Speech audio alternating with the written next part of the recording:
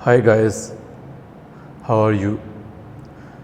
तो हम 5 topic start करते हैं। तो role and function of the main departments in a business organisation. ये बिज़नेस एंड टेक्नोलॉजी बुक है, ACCA की F1 बुक का नाम है, ठीक है ना। एंड आफ्टर दैट इसमें चैप्टर नंबर 2 है, इसका टॉपिक नंबर 5 है कि तो काम क्या होता है और इनकी ड्यूटीज़ क्या होती हैं। एक बिज़नेस ऑर्गेनाइजेशन के अंदर जो डिफरेंट डिपार्टमेंट्स होते हैं, इनकी स्ट्रक्चर के लिहाज से ऑर्गेनाइजेशन एक दूसरे से डिफरेंट होती हैं, लेकिन उसमें अक्सर कॉमन डिपार्टमेंट्स होते हैं और हर डिपार्टमेंट के कॉमन रोल्स होते हैं, एक जैसे रोल्स होते हैं, उनका जो की कंसर्न होते हैं वो एक जैसे होते हैं। तो हम स्टार्ट करते हैं। यहाँ पे डिफरेंट डिपार्टमेंट्स हैं, उनके रोल्स दिए गए हैं और उनके की कंसर्न दिए गए हैं। तो सबसे पहले रिसर्च एंड डेवलपमेंट की बात करते हैं। तो रिसर्च एंड डेवलपमेंट का जो काम होता है, इसको हम 2 हिस्सों के अंदर डिवाइड करते हैं। एक जो एग्जिस्टिंग प्रोडक्ट होती है उसको इम्प्रूव करना होता है, पहला पार्ट, और दूसरा इनका जो पार्ट होता है वो जो न्यू प्रोडक्ट्स होती हैं उनको डेवलप करना होता है, नई प्रोडक्ट बनाना होता है। अच्छा, ये कॉस्ट को हमेशा कंसीडर करते हैं कि चीज़ को बनाने के अंदर कॉस्ट कितनी लगेगी, ठीक है ना। और इसमें जो मेन पॉइंट होता है वो ये होता है, इन्होंने न्यू जो आइडियाज़ जनरेट करने होते हैं ताकि कस्टमर्स की नीड को फुलफ़िल किया जा सके बेहतर तरीके के ज़रिए। तो कस्टमर हमेशा जब न्यू आइडियाज़ क्रिएट करने होते हैं तो उनमें उनके साथ जो कस्टमर की नीड या वांट होती है उसको ज़रूर कंसीडर करना होता है। नेक्स्ट आपके पास परचेजिंग डिपार्टमेंट होता है। इनका जो मेन काम होता है प्रोडक्ट को बाय करना होता है या सर्विसेज। अगर इन्होंने सर्विसेज बाय करके आगे देनी हो तो एम्प्लॉयज़ हायर करने हैं, तो इन्होंने देखना है कि किस कॉस्ट के ऊपर हम एम्प्लॉयज़ को हायर करेंगे और कितने में आगे वो सर्विसेज जो हम एम्प्लॉयज़ के ज़रिए रेंडर करवाएंगे, आगे बेचेंगे, उनको किस रेट के ऊपर हम सेल कर सकते हैं।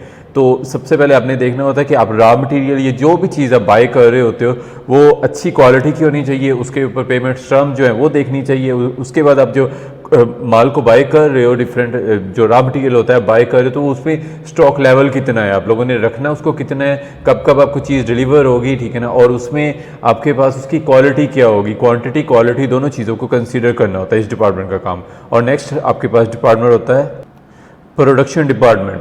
तो ये डिपार्टमेंट जो होता है, जो आपने रॉ मटेरियल परचेज से बाय किया होता है, परचेज डिपार्टमेंट ने जो रॉ मटेरियल बाय किया होता है, इसके ऊपर लेबर लगाते हैं, ओवरहेड्स लगाते हैं और इसको फिनिश गुड्स के अंदर कन्वर्ट करते हैं। इसमें भी आपने दोनों चीज़ों की क्वालिटी को चेक करना होता है। इस डिपार्टमेंट ने रॉ मटेरियल की क्वालिटी भी रीज़नेबल होनी चाहिए, मतलब गुड क्वालिटी होनी चाहिए, और जो प्रोडक्ट आप बना रहे हो फिनिश गुड्स जो होती हैं उनकी क्वालिटी भी अच्छी होनी चाहिए। तो इसमें इनका जो मेन गोल होता है वो वेस्टेज को भी कम करना होता है ताकि जो कॉस्ट है उसकी मिनिमाइज़ हो सके, प्रोडक्शन कॉस्ट का मिनिमाइज हो सके। स्टॉक लेवल्स को चेक करना, प्रोडक्शन के स्केड्यूल को चेक करना, ये भी इनकी जिम्मेदारी में आता है। नेक्स्ट आपके पास है डायरेक्ट सर्विस प्रोविजन। तो ये जो सर्विस प्रोवाइडर ऑर्गेनाइजेशंस होती है ये उनके लिए होता है। लाइक आपके पास IT कंपनी है और इसी तरह आपके पास अकाउंटेंसी फर्म है, तो इन्होंने भी सर्विसेज की क्वालिटीज़ को मेंटेन रखना होता है। एक्चुअल में जो सर्विस का सेक्टर होता है ये इसके अंदर कुछ पार्ट्स होते हैं, मतलब ये पेरिशेबल होती है, जैसे सर्विस क्रिएट होती है साथ ही ख़त्म हो जाती है, आप इसको स्टोर नहीं कर सकते। तो इसकी ये कुछ क्वालिटीज़ हैं, इसलिए इसको भी ध्यान में रखना होता है। नेक्स्ट इन्होंने देखना होता है कि टाइम शीट और स्केड्यूल्स के मुताबिक आपके जो एम्प्लॉयज़ हैं वो बिज़ी रहें, आप उनके ज़रिए सर्विसेज को प्रोवाइड करते रहें, ठीक है। नेक्स्ट आपके पास मार्केटिंग आ जाता है।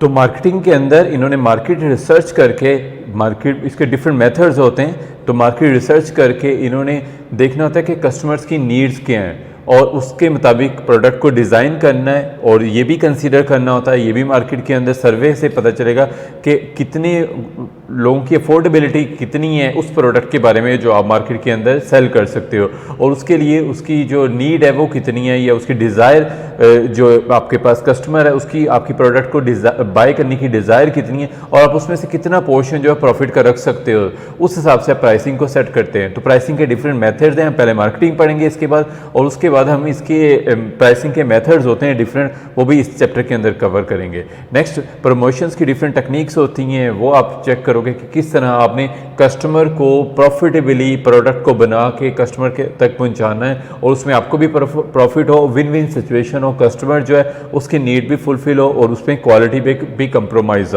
ना हो। तो कस्टमर को डिफरेंट तरीके से अट्रैक्ट किया जा सकता है, प्राइस रिड्यूस करके भी किया जा सकता है, प्राइस इंक्रीज़ करके, प्रमोशन ज़्यादा करके भी, प्रमोशन की कंपेन चला के भी किया जा सकता होता है।